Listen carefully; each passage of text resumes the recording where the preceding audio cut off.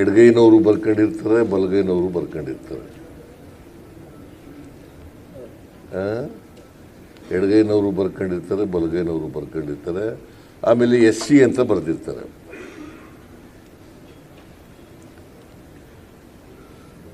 ಇವರು ನಿರ್ದಿಷ್ಟವಾಗಿ ಎಡಗೈಗೆ ಸೇರಿದವರ ಬಲಗೈಗೆ ಸೇರಿದವರ ಅಂತಕ್ಕಂಥದ್ದು ನಿಖರವಾಗಿ ಗೊತ್ತಾಗಲ್ಲ. ಅನೇಕ ಭಾಗಗಳಲ್ಲಿ ಕೆಲವರು ಎಡಗೈ ಅಂತ ಬರ್ಕೊಂಡಿರ್ತಾರೆ, ಎಲ್ಲ ಆದಿದ್ರಾವಿಡ ಎಡಗೈ ಅಂತ ಕರ್ಕೋತಾರೆ. ಆಮೇಲೆ ಇನ್ನು ಕೆಲವು ಕಡೆ ಅದೇ ಆದಿದ್ರಾವಿಡ ಬಲಗೈ ಅಂತಲೂ ಕರ್ಕೋತಾರೆ. ಆಮೇಲೆ ಹಾಗೆಯೇ ಆದಿ ಕರ್ನಾಟಕದವರು ಕೂಡ ಅದೇ ರೀತಿ ಕರ್ಕೋತಾರೆ. ಆದಿ ಕರ್ನಾಟಕದವರು ಕೂಡ ಅದೇ ರೀತಿ ಕರ್ಕೋತಾರೆ. ಆದಿ ದ್ರಾವಿಡರು ಕೂಡ ಹಂಗೆ ಅದೇ ರೀತಿ ಕರ್ಕ. ಆಮೇಲೆ ಆದಿ ಆಂಧ್ರ ಅವರು ಕೂಡ ಕರ್ಕೋತಾರೆ. ಹಾಗಾಗಿ ನಿಖರವಾಗಿ ಯಾರು ಎಷ್ಟು ಜನಸಂಖ್ಯೆ ಇದ್ದಾರೆ ಅಂತಕ್ಕಂಥದ್ದು 2011ರ ಜನಗಣತಿ ಮೂಲಕ ಗೊತ್ತಾಗಲ್ಲ.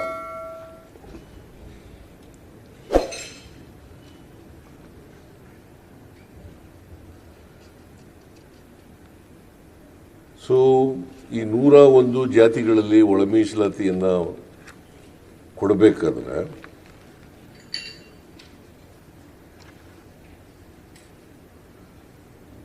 ನಿರ್ದಿಷ್ಟವಾದಂಥ ಅಂಕಿಅಂಶಗಳು ಬೇಕಾಗ್ತದೆ. ಜಾತಿ ಬಗ್ಗೆ ನಿರ್ದಿಷ್ಟವಾದಂಥ ಅಂಕಿಅಂಶಗಳು ಬೇಕಾಗ್ತದೆ.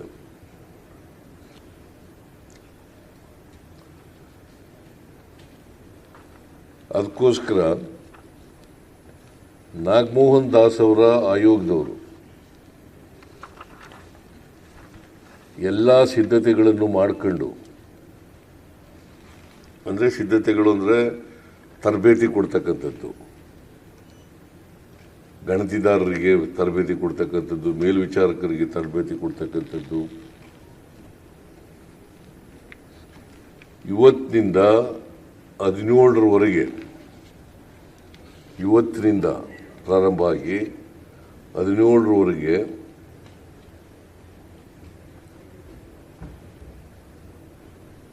ಎಂಪಿರಿಕಲ್ ಡಾಟಾವನ್ನು ಕಲೆಕ್ಟ್ ಮಾಡ್ತಕ್ಕಂಥ ಕೆಲಸವನ್ನು ಮನೆಗೆ ಹೋಗಿ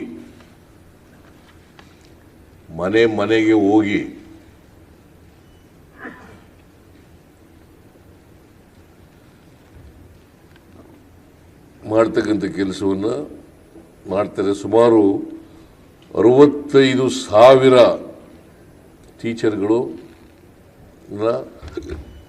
ಜಿಲ್ಲಾಧಿಕಾರಿಗಳು ನೇಮಕ ಮಾಡಿದ್ದಾರೆ.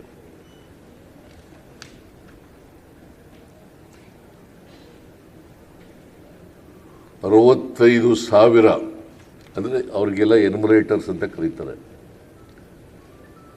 10 ರಿಂದ 12 ಜನಕ್ಕೆ ಒಬ್ಬ ಮೇಲ್ವಿಚಾರಕರು ಇರ್ತಾರೆ.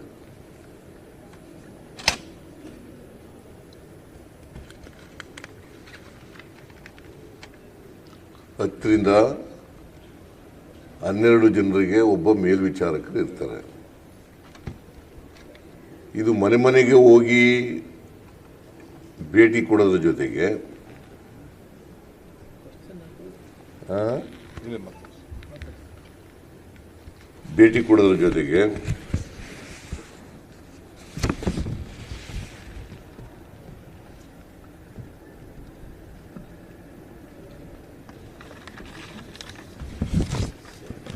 ಅವರು ಮೊದಲನೇ ಹಂತದಲ್ಲಿ 2005 ಅಂದರೆ ಇವತ್ತಿನಿಂದ 5/5/25ರಿಂದ 17/5/25ವರೆಗೆ ಮನೆ ಸಮೀಕ್ಷೆ ಕೈಗೊಳ್ಳಲಾಗುತ್ತದೆ. ಎರಡನೇ ಹಂತದಲ್ಲಿ 19/5/2025ರಿಂದ 21/5/2025ವರೆಗೆ ವಿಶೇಷ ಶಿಬಿರಗಳಲ್ಲಿ ಸಮೀಕ್ಷೆ ಹಮ್ಮಿಕೊಳ್ಳಲಾಗಿದೆ.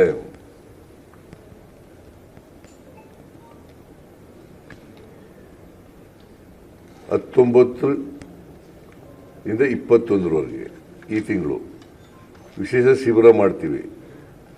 ಆ ಶಿಬಿರದಲ್ಲಿ ಸಮೀಕ್ಷೆ ಮಾಡ್ತಾರೆ. ಅಲ್ಲೂ ಬಂದು ಹೇಳ್ಬೋದು, ಯಾರು ಒಂದು ವೇಳೆ ಬಿಟ್ಟೋಗಿದ್ರೆ ಅವರು ಬಂದು ಹೇಳ್ಬೋದು. ಆಮೇಲೆ 3ನೇ ಹಂತದಲ್ಲಿ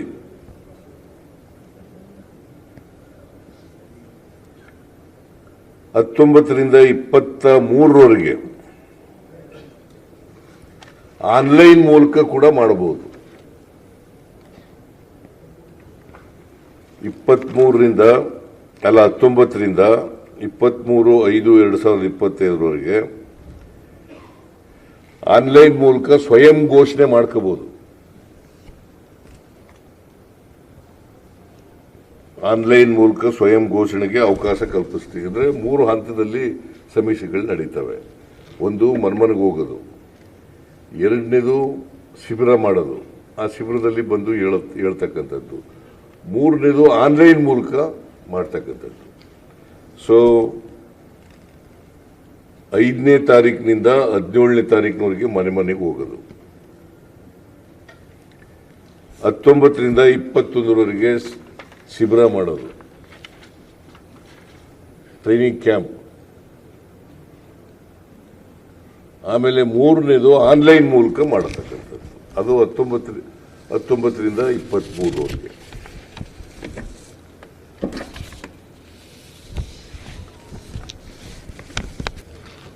ಸೊ ಈ 3 ಮೂಲಕ ನಿಖರವಾದಂಥ ಮಾಹಿತಿ ಪಡ್ಕೊಂಡ ಮೇಲೆ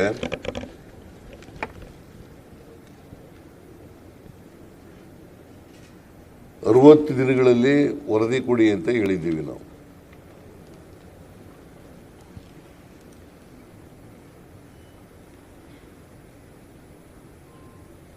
ಅದಾದ್ಮೇಲೆ ಶಿಫಾರಸನ್ನು ಮಾಡ್ತಾರೆ.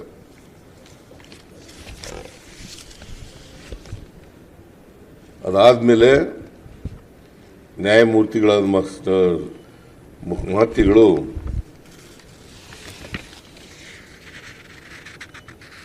ಆಮೇಲೆ ಈ ಸಮೀಕ್ಷೆ ಕೈಗೊಳ್ಳಲಿಕ್ಕೆ ಮೊಬೈಲ್ ಆಪ್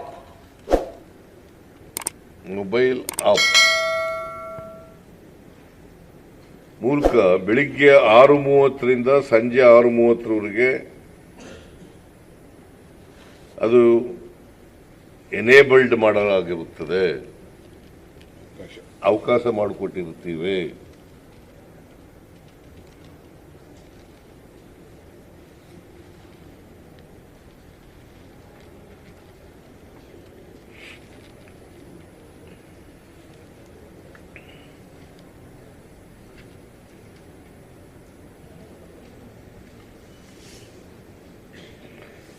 ಇದು ಮನೆಗೆ ಹೋದಾಗ ಅವರೆಲ್ಲ ಮಾಹಿತಿ ಕೊಡಬೇಕು. ನಾವು ಈಗ ಆದಿ ದ್ರಾವಿಡ, ಆದಿ ಕರ್ನಾಟಕ, ಆದಿ ಆಂಧ್ರ ಅಂತ ಹೇಳ್ತಾರಲ್ಲ, ಅವರು ನಾವು ಯಾವ ಮೂಲ ಯಾವ ಜಾತಿಗೆ ಸೇರಿದ್ದೀವಿ ಅಂತಕ್ಕಂಥದ್ದನ್ನ ಹೇಳ್ಬೇಕು. ಮೂಲ ಯಾವ ಜಾತಿಗೆ ಸೇರಿದ್ದೀವಿ ಅಂತಕ್ಕಂಥದ್ದನ್ನ ಹೇಳ್ಬೇಕು. ಒಂದು ವೇಳೆ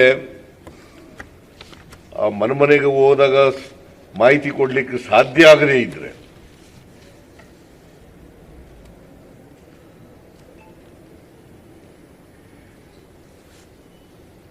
ಸ್ವಯಂ ಪ್ರೇರಿತರಾಗಿ ಯಾರು ಆ ಥರದವ್ರು ಇದ್ರೆ ಅವ್ರಿಗೂ ಅವಕಾಶಗಳನ್ನು ಕಲ್ಪಿಸ್ಕೊಡ್ತೀವಿ. ಅವರು ಶಿಬಿರಗಳಲ್ಲಿ ಬಂದು ಕೊಡಬಹುದು ಅಥವಾ ಆನ್ಲೈನ್ ಮೂಲಕ ಕೊಡಬಹುದು. ಯಾಕೆಂದ್ರೆ ಯಾರೂ ತಪ್ಪಿಸ್ಕೋಬಾರದು ಅನ್ನೋದು ಉದ್ದೇಶ. ಯಾರು ವೈಜ್ಞಾನಿಕವಾಗಿರ್ಬೇಕು, ಟ್ರಾನ್ಸ್ಪರೆಂಟ್ ಆಗಿರ್ಬೇಕು.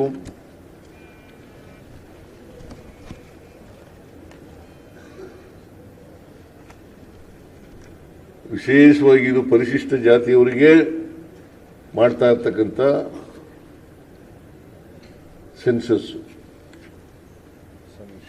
ಸಮೀಕ್ಷೆ.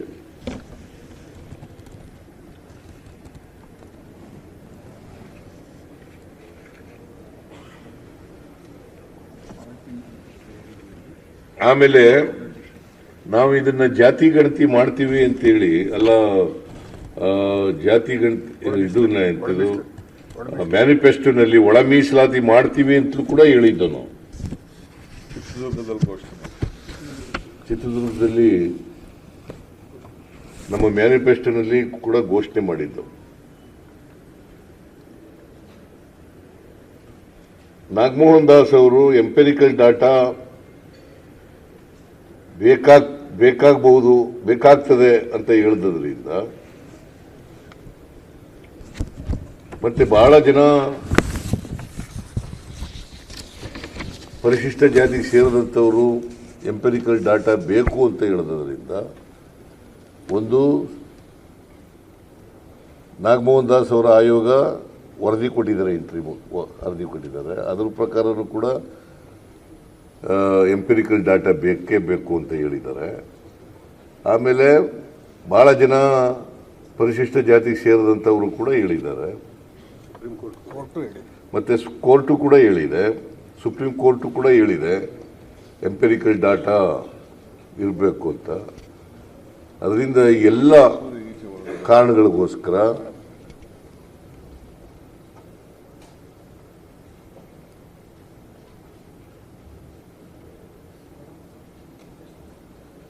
ಕರಾರವಾಕ್ಕಾಗಿ ಯಾವ ಜಾತಿಗೆ ಸೇರಿದವರು, ಎಡಗೈಗೆ ಸೇರಿದವರು ಎಷ್ಟು ಜನ ಇದ್ದಾರೆ, ಬಲಗೈಗೆ ಸೇರಿದವರು ಎಷ್ಟು ಜನ ಇದ್ದಾರೆ, ಲಮಾಣಿ ಜನ ಸೇರಿದವರು ಎಷ್ಟು ಜನ ಇದ್ದಾರೆ, ಬೋವಿ ಜನ ಎಷ್ಟು ಸೇರಿದ್ದಾರೆ, ಕೊರಮ ಕೊರ್ಚ ಜನ ಸೇರಿದ್ದಾರೆ, ಬೇರೆಯವರು ಉಪಜಾತಿಗಳೆಲ್ಲ ಎಷ್ಟು ಸೇರಿದ್ದಾರೆ, ಇವುಗಳೆಲ್ಲ ಗೊತ್ತಾಗಲಿ ಅಂತೇಳಿ ನಾವು ಈ ಒಳ ಮೀಸಲಾತಿ ಗಣತಿಯನ್ನು ಮಾಡ್ತಾ ಇದ್ದೀವಿ. ಅದು ಇವತ್ತಿನಿಂದ ಪ್ರಾರಂಭ ಆಗ್ತದೆ. ಆಮೇಲೆ ಅದರ ಆಧಾರದ ಮೇಲೆ ನಾಗಮೋಹನ್ ದಾಸ್ ಅವರು ಶಿಫಾರಸನ್ನು ಮಾಡ್ತಾರೆ. ನಾವು ಒಳ ಮೀಸಲಾತಿಯನ್ನು ಮಾಡಲಿಕ್ಕೆ ಬದ್ಧತೆಯಿಂದ ಇದ್ದೇವೆ.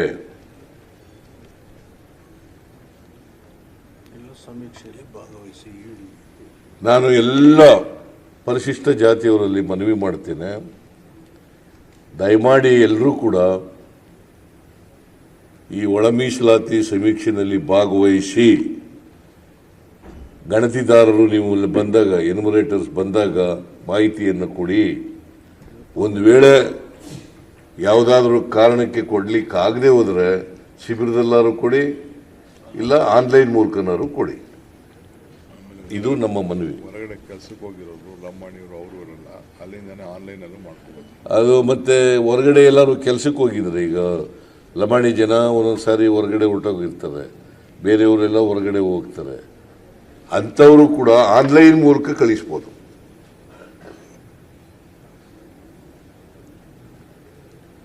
ಯಾರೇ ಆದರೂ ಕೂಡ ಮನೇಲಿ ಇಲ್ಲದೆ ಹೋದರೆ, ಹೊರಗಡೆ ಹೋಗಿದ್ರೆ ಶಿಬಿರದಲ್ಲಾರು ಬಂದು ಹೇಳ್ಬೋದು, ಇಲ್ಲದೆ ಹೋದರೆ ಆನ್ಲೈನ್ ಮೂಲಕನಾರು ಕೊಡ್ಬೋದು. ಸಮಾಜದ ಸಂಘಟನೆಗಳು ಆಕ್ಟಿವ್ ಆಗಬೇಕು. ಆಮೇಲೆ ಎಲ್ಲ ಸಂಘಟನೆಗಳು ಕೂಡ ಇದರಲ್ಲಿ ಕೋಆಪರೇಟ್ ಮಾಡಬೇಕು.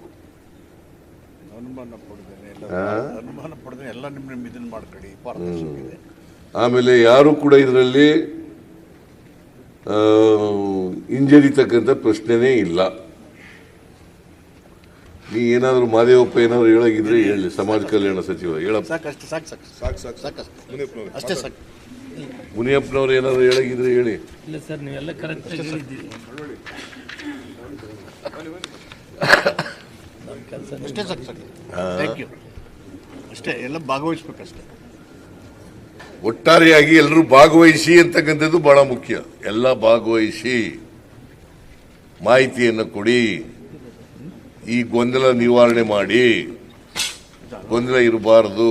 ಎಂಪೆರಿಕಲ್ ಡಾಟಾ ಸಿಗಬೇಕಾದ್ರೆ ಈ ಗೊಂದಲ ಇದ್ದೇ ರೀತಿಯಲ್ಲಿ ಮಾಡಬೇಕು. ನೋಡಿ, ಇದು ಒಂದು ಕೈಪಿಡಿ ತಯಾರು ಮಾಡಿದ್ದಾರೆ. ಒಂದು ಕೈಪಿಡಿನೂ ಕೂಡ ಮುಖ ಕಾಣಿಸಲ್ಲ, ಕೆಳಗಡೆ ಬರಲಿ ಸರ್. ನನ್ನ ಮುಖ ಕಾಣೋದು ಬಹಳ ಮುಖ್ಯ ಇಲ್ಲ, ಇದು ಬಹಳ ಮುಖ್ಯ. ಸರ್ ಒಂದು ಇಂಗ್ಲಿಷ್ ಅಲ್ಲಿ ಚಿಕ್ಕದಾಗ ಹೇಳಿ ಆ? ಸರ್ ಇಂಗ್ಲಿಷ್ ಅಲ್ಲಿ ಒಂದು ಚಿಕ್ಕದಾಗ ಬ್ರೀಫ್ ಮಾಡ್ಬಿಡಿ ಸರ್. ಯಾರು? ಸರ್ ಈ ಕಡೆ ನೋಡ್ಬೇಕು. ಸರ್ ಸಿಎಂ ಸರ್ ಸರ್ ಇದರಲ್ಲಿ ಸಾಮಾಜಿಕ ಆರ್ಥಿಕ ಸಮೀಕ್ಷೆ ಅಂತ ಅದನ್ನು ಕೊಟ್ಟಿದ್ದೀರಿ. ಇದರಲ್ಲಿ ಸರ್ ಇದರಲ್ಲಿ ಸಾಮಾಜಿಕ ಆರ್ಥಿಕ ಸಮೀಕ್ಷೆ ಅಂತ ಉಲ್ಲೇಖ ಮಾಡಿದ್ದೀರಿ. ಈಗಾಗಲೇ ಕಾಂತರಾಜು ಆಯೋಗ ವರದಿಯಲ್ಲಿ ಈ ಸಾಮಾಜಿಕ ಕಾಂತರಾಜ್ ವರದಿಗೂ ಇದಕ್ಕೂ ಸಂಬಂಧ ಇಲ್ರಿ. ಒಂದ್ ಸೆಕೆಂಡ್ ಸರ್, ಸುಮ್ಮನೆ ಡೋಂಟ್ ಕನ್ಫ್ಯೂಸ್ ಮಾಡಕ್ ಹೋಗ್ಬೇಡಿ. ಸಾಮಾಜಿಕ ಯಾರ್ರಿ ಅವರು? ಸರ್ ಇದರಲ್ಲಿ ಸಾಮಾಜಿಕ ಆರ್ಥಿಕ ಶೈಕ್ಷಣಿಕ ಸೇವೆ- ಕಾಂತರಾಜ್ ವರದಿಗೂ ಇದಕ್ಕೂ ಸಂಬಂಧ ಇಲ್ಲ. ಇದು ಜಾತಿ ಗಣತಿ ಏನು ಇದು ಎಂಪೆರಿಕಲ್ ಡಾಟಾ ಕಲೆಕ್ಟ್ ಮಾಡೋದು. ಅದರಲ್ಲಿ ಮಾಡುವಾಗ ಆರ್ಥಿಕವಾಗಿ, ಸಾಮಾಜಿಕವಾಗಿ, ಔದ್ಯೋಗಿಕವಾಗಿ, ರಾಜಕೀಯವಾಗಿ ಕೂಡ ಮಾಡ್ತಾರೆ.